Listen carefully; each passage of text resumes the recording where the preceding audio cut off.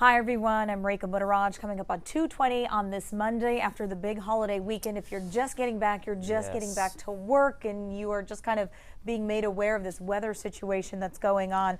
Blake Mathews is here because we've been talking about this all morning and just this disturbance in the Gulf. So for the folks who are just kind of getting tuned in, let's start from the beginning. Yep. What exactly is happening right now? Well, it's an interesting situation. We first brought this to your attention on Saturday when the National Hurricane Center first hatched a little area in the northeast Gulf of Mexico, giving it a 20% chance of development. Now, the computer models, we've been looking at this for the better part of 3 or 4 days, and it got our attention because it's a very unusual setup. It's a setup that we're looking at something that really doesn't even exist across the southeastern portion of the U.S. It's a spin in the atmosphere that the models have really hung on to, that want to move this into the northeast Gulf of Mexico and spin up a tropical system. So it's unusual. Normally when we look at these tropical systems, they're coming from the Atlantic or the Caribbean, or they're already festering down in the Bay of Campeche, but when it's over land, it's quite an unusual situation. So something we're just going to have to watch and wait by the hour here, but the National Hurricane Center now giving this an 80% chance of development over the next 5 days, up to a 30% chance in the next 48 hours. So certainly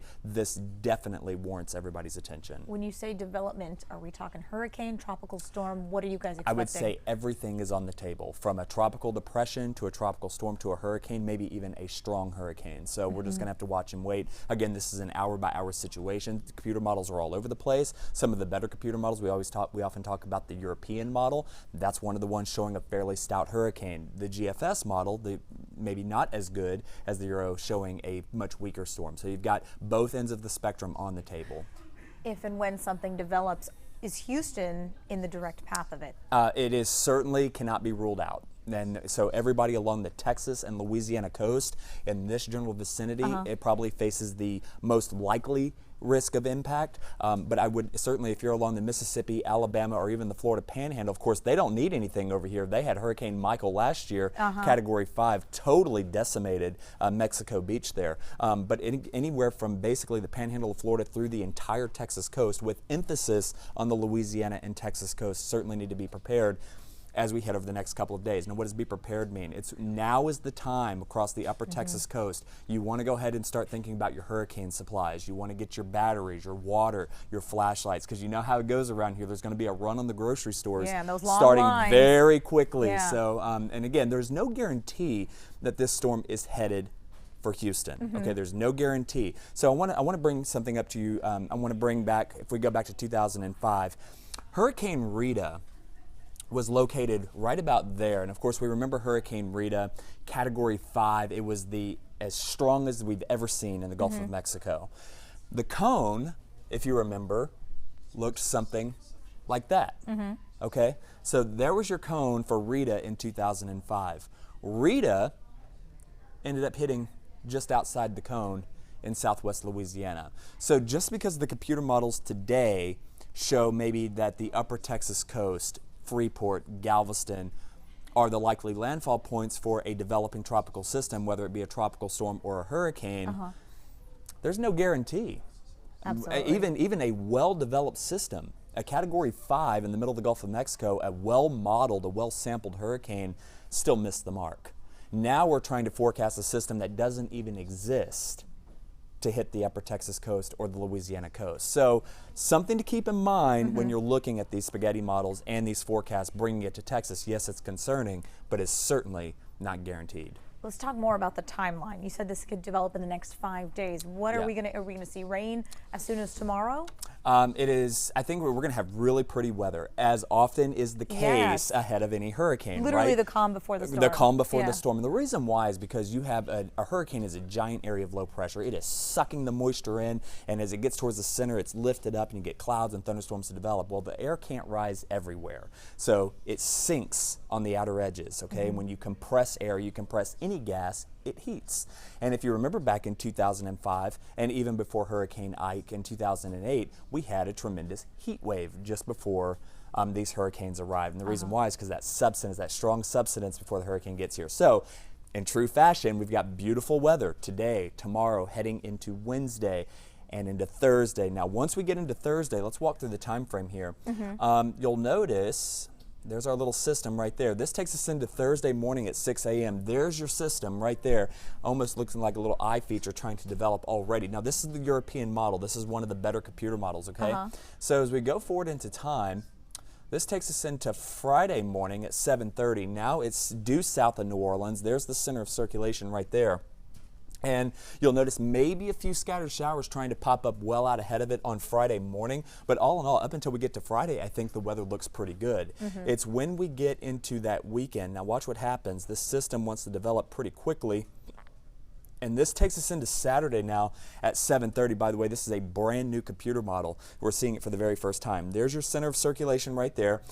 Just as you would expect, you've got the strong thunderstorms and a partial eye wall developing on the east side of this. Now keep in mind, I cannot stress enough, this is a computer model. This is going to continue to waffle back and forth. Maybe a little bit stronger, maybe a little bit weaker, but the bottom line is the placement. Now you see the rain breaking out ahead of the storm system as we get into Saturday afternoon and Saturday evening. Now, this particular model makes it a hurricane and moves it right just east of Houston as we get into the wee hours of the morning on Sunday. This is 6:30, and you can see where the most intense part of that hurricane would be across the Golden Triangle into southwest Louisiana. Now, keep in mind, we're modeling a storm that does not exist at this point. If the model is wrong by 50 miles, right there.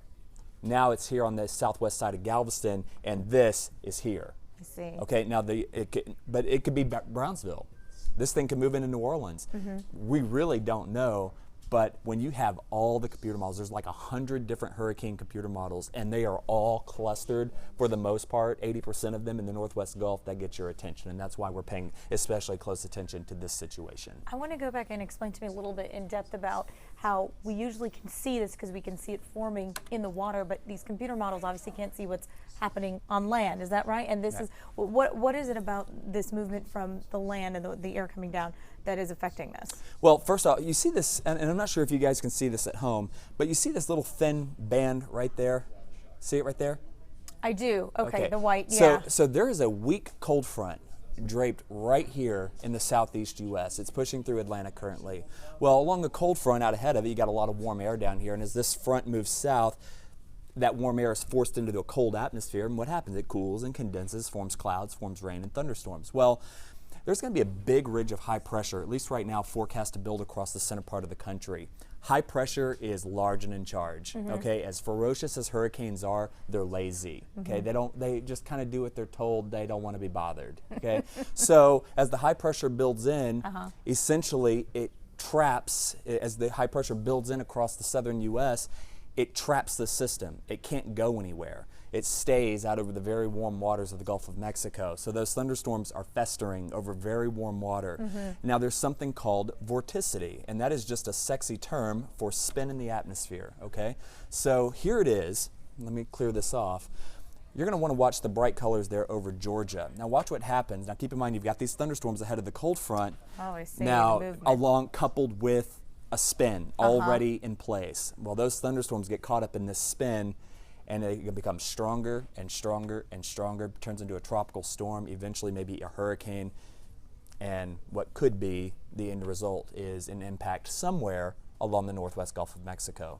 So we're expecting just, again, this can all change, but right now we're expecting whatever this may be, Saturday into Sunday. Saturday into Sunday. Through Sunday night?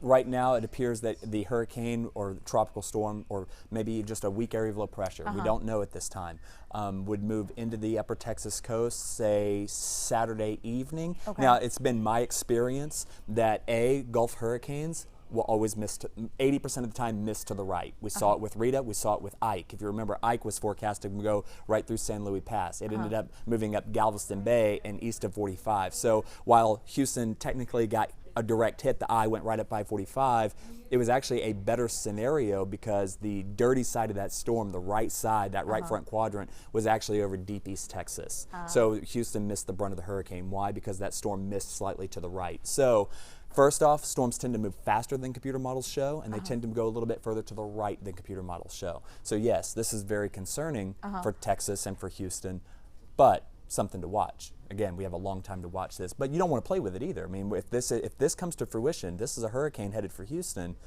you're going to want to make sure you get your batteries, make sure you have your flashlight, make sure you have your bottled water. A lot of newcomers here since our last hurricane. You know, we've added 1.5 million people since Hurricane Ike. And which has already been now 11 years ago, if you can think about that. Yeah. A lot of new people here. A lot of people don't know. They've never been through this. So there's going to be a little bit of anxiety and people making a run on stores. So now's the time to get prepared just in case. And these are items that you could use anyway. Exactly. That's the whole point. And the thing is, if you're new to this area, you probably don't understand the seriousness of it. And we are obviously taking it minute by minute, day by day. Yeah. But you just want to be prepared. You want to have that water. You want to have the batteries charged. You want to have gas in your car, because when and if this develops, you want to definitely be ready. So now, if anything, this will be a great reminder to everyone. Lastly, I want to ask you about the month of July. Hurricane season seems like forever, but is it common to have hurricanes in July?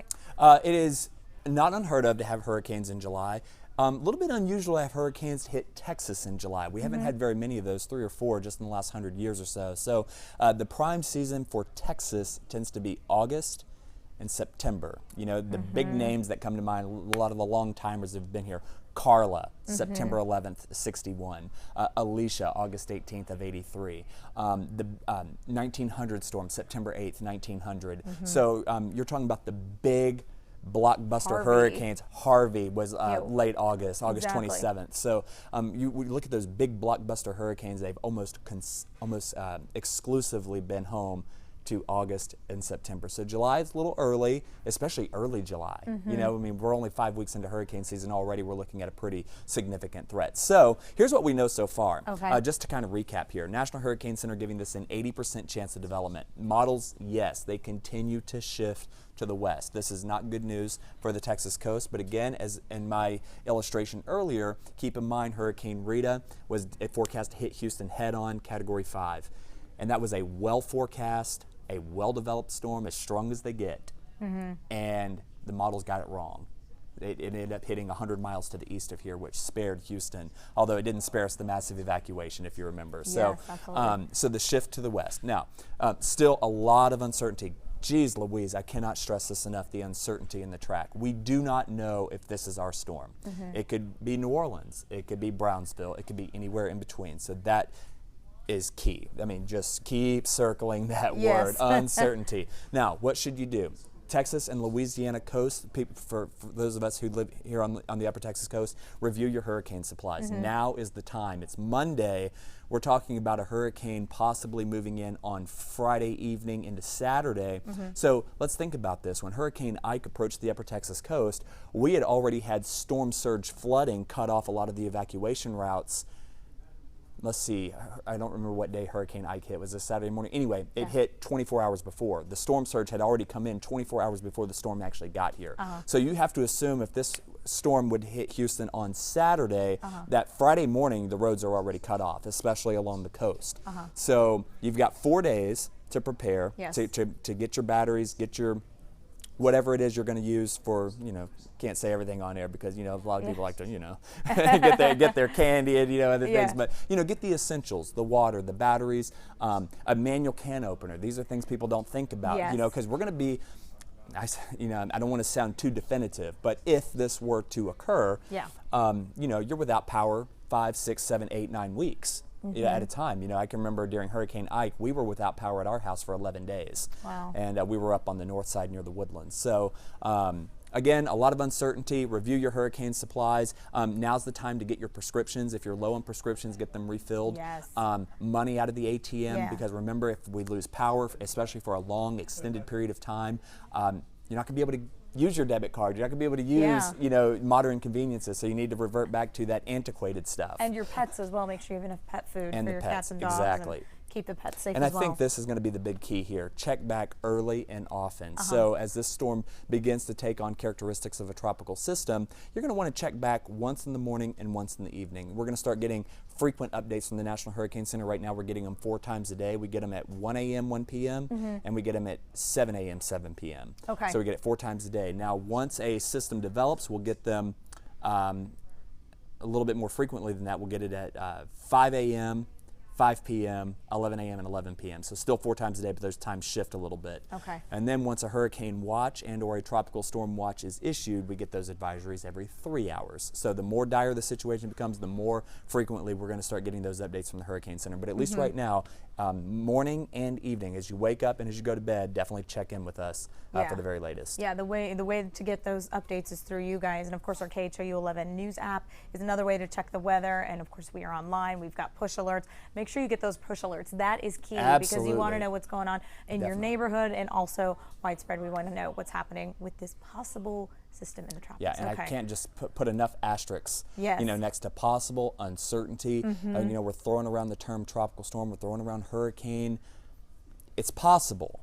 Possible is not guarantee. Absolutely. And I can't stress that enough. And you're staying on top of it. Meteorologist Blake Mathews, I'm Rekha Muddaraj. Thanks for watching. We'll have an update and we'll see you guys at 4.